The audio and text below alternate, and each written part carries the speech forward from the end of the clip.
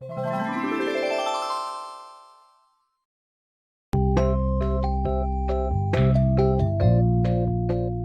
दोस्तों, मैं अर्चना वृतांत में आप सभी का स्वागत करती हूँ। तो चलिए आज की कहानी की शुरुआत करते हैं।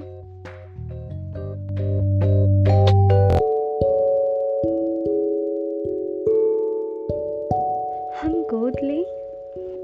जैसे ही मैंने कहा, मेरे पति ने मुझे घूर कर देखा। क्यों, हमारी 2 बेटियों की शरारत कम लगी क्या? तुम्हें एक बेटे की इच्छा है? तुमने पहले नहीं कहा। उन्होंने थोड़ा व्यंग कसा। मेरी आंखों में जो इन्होंने खामोशी देखी, वो मेरे पक्के इरादे को समझ गए।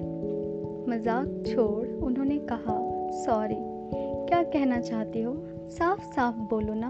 मेरे उद्देश्य व इरादे को देख वे गौरवान्वित हुए।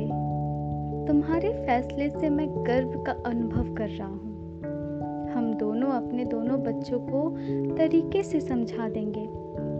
बाद में जो करना है उसे कायदे और कानून से करेंगे। तुम कितनी साहसी हो गई हो। उन्होंने मेरी प्रशंसा की और चले गए। शादी होने के बाद लॉस एंजलिस में कदम रखते ही मुझे बहुत डर लग रहा था। मेरे हाथ में हनुमान जी की पूंछ की तरह एक लंबी लिस्ट थी। मेरा डर मुझे याद आते ही मैरी का साहस भी मुझे याद आ गया। स्कर्ट, टॉप, स्कार्फ, लिपस्टिक, टक टक कर चलने वाली उसकी चाल, हमेशा चेहरे पर मुस्कान लिए, किसी की भी समस्या मालूम होते ही मदद करने वाला उसका मन, यही सब तो मैरी की पहचान है। मैं खिड़की के पास बैठी तो मुझे सामने मैरी दिखी। सबसे पहले मैंने उसे कॉफी के मग लेकर बैठे देखा। वह खिड़की ही मेरे मनोरंजन का एकमात्र साधन थी। मेरी इस खिड़की को मेरे पति बोधि वृक्ष कह मुझे चिढ़ाते। आज क्या मालूम किया, वह औरत अकेली ही है क्या? उसका नाम क्या है? उसकी उम्र क्या है? ऐसी बातें ही हमारे डाइनिंग टेबल की मुख्य बातें बनने लगी। मैरी एक अमेरिकन है, उसका पति नहीं है। उसकी मेरी उम्र की एक लड़की है जो न्यूयॉर्क में रहती है। उसके साथ उसका ज़्यादा लगाव नहीं है। हमारे घर पहली बार जब मैरी आई, वह अनुभव बहुत ही कॉमेडियन था। मैं नई नई आई थी, अकेली किसी तरह खाना बना रही थी। कुकर का प्रेशर अधिक होने से बहुत ज़्यादा आवाज़ आ रही थी और उसमें से भाप निकलकर चारों तरफ फैल रही थी। तब अचानक सायरन बजने लगा। क्या करूं पता नहीं चला।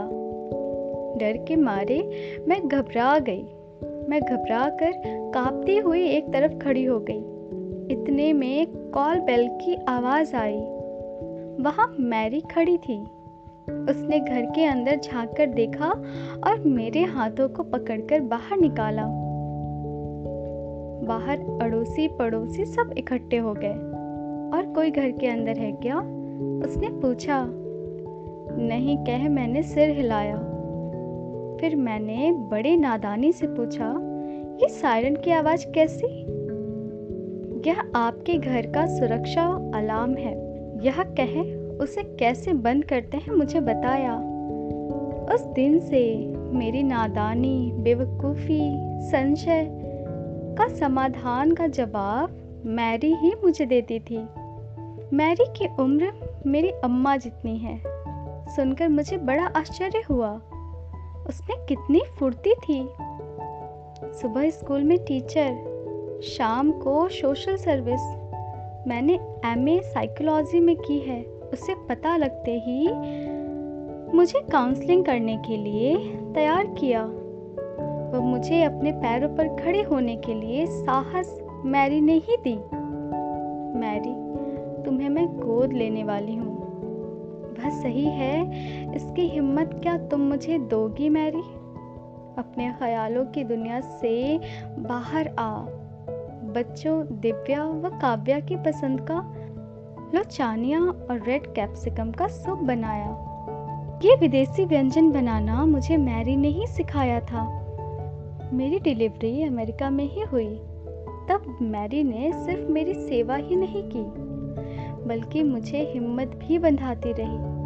मेरे दुख के समय जब मेरे सास ससुर गुजरे या जब माता पिता, तब उसने ही मुझे तसल्ली व सांत्वना दी और मेरे परिवार का ख्याल भी रखा। मैरी, मेरा तुम्हें गोद लेना ठीक है ना? तुम्हारी राय मेरे लिए बहुत ज़रूरी है। मौन पसरा हुआ था। मैरी मुझे जवाब देने की हालत में आज नहीं है। पिछले 1 साल से ही उसके व्यवहार में कुछ बदलाव आए थे। अपने आप से बात करना, हंसना आदि। ऐसा एक दिन भी नहीं गया होगा जब उसने प्रभु से यह प्रार्थना न की हो कि मुझे वृद्धाश्रम जाने की नौबत कभी ना आए। अकेलापन व बुढ़ापे ने उसे व्याकुल कर दिया था। मैंने ये बात समझी और मैंने कई बार काउंसलिंग की, डॉक्टरों के पास भी ले गई। दिन ब दिन उसकी हालत खराब होती गई। अब और नहीं रुक सकते सोचकर पहली बार मैरी की बेटी सैंड्रा को मैंने फ़ोन किया। अगले माह आकर देखूंगी उसने कहा, तो मैंने उससे उनकी हालत की नज़ाकत बताई। 2 दिन में आने की बात मानी उसने, वो भी बेमन से। सैंड्रा आ रही है। जब मैरी को मैंने बताया तो वह बहुत खुश हुई। वही पुरानी हिम्मत व उत्साह उनके चेहरे पर दिखा। इस काम को मैंने पहले क्यों नहीं किया, यह सोच मैं अपने आप को दोषी मानने लगी। सैंड्रा के अंदर आते ही उसे हेलो कहकर मैं धीरे से बाहर आकर खड़ी हो गई। माँ बेटी के बीच बात करने के लिए तो बहुत से विषय होंगे, लेकिन थोड़ी देर में ही वह कमरे से बाहर आ गई। मुझे मम्मी को एक अच्छे वृद्धाश्रम में छोड़ना होगा, उसके बाद ही मैं रवाना होंगी। इतना कहकर वह बाहर चली गई।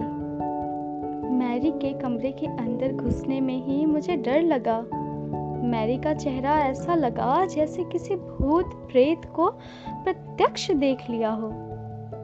भ्रमित होकर बैठी थी। मैंने तुरंत एम्बुलेंस को बुलाकर हॉस्पिटल में उन्हें भर्ती करवाया। सैंड्रा से मैरी के डिस्चार्ज होकर आने तक यहीं ठहरने के लिए मैंने उसे बड़ी मुश्किल से मनाया। मैरी के शरीर में कोई कमी नहीं थी, उसका मन नहीं प्रभावित हुआ था। प्यार, सांत्वना ही उसकी दवाई है। डॉक्टरों के कहने के कारण मैंने रोज 1 घंटा उनसे बात करना अपनी आदत बना ली। लेकिन मैरी को कुछ भी समझ आया ऐसा मुझे नहीं लगा। मैरी की तबीयत खराब होने के कारण मैं बच्चों को समय नहीं दे पा रही थी। इस कारण मैरी को गोद लेने वाली इच्छा को मैं बच्चों को बता नहीं पाई। रात में खाने के समय मैंने बात करनी शुरू की। गोद लेने का मतलब क्या है, तुम्हें पता है? मैंने बच्चों से पूछा। दिव्या ने मालूम है बताने के लिए सिर हिलाया। तो छोटी काव्या आई नो कहकर चिल्लाई। मैंने और मेरे पति ने हंसते हुए बच्चों को हमारी इच्छा के बारे में आराम से बताया। वो दोनों बहुत खुश थे। अम्मा के स्टडी रूम को बेडरूम में बदल देंगे, मैं आपकी मदद करूंगी, दिव्या बोली। बड़ी उत्सुकता से काव्या बोली, मैं वेलकम कार्ड बनाऊंगी। उनके उत्साह ने मेरा विश्वास बढ़ा दिया था। मेरे पति ने कानूनी तौर पे जो चीज़ें करनी थी उनमें लग गए। दूसरे दिन सुबह मैरी को देखने गई, उसमें कोई भी बदलाव नहीं था। मैरी के हाथों को पकड़कर मेरी गोद लेने की इच्छा, बच्चों व पति का उत्साह, सब कुछ मैंने मैरी को बताया।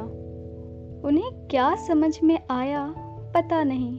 उसने मेरे हाथों को जोर से पकड़ लिया कि आंखों में जीवन की चमक आते ही मैंने महसूस किया नर्स और डॉक्टर दोनों ही आश्चर्यचकित रह गए। तभी वहाँ आई सैंड्रा से मैं बोली, तुमसे मेरी एक विनती है, क्या उसे पूरा करोगी? प्रश्न भरी आंखों से वह मुझे देखने लगी। तुम्हारी मम्मी को मुझे गोद दे दोगी? मैं उनकी देखभाल अपनी मम्मी जैसे करूँगी। मुझे किसी तरह की कोई रुपयों की ज़रूरत नहीं है। बेशकीमती अपनी मम्मी को क्या मुझे सौंप दोगी? आंसुओं के साथ मैंने उससे विनती की। सैंड्रा के जवाब देने से पहले ही मैरी की आवाज़ मेरे कानों में शहद जैसी घुली। बेटी, मैं तुम्हारे साथ तुम्हारी माँ बनकर आने को तैयार हूँ। मेरी खुशी का कोई ठिकाना न रहा। मुझे एक नई माँ मिल गई और उन्हें एक नई दुनिया, एक नया परिवार मिल गया।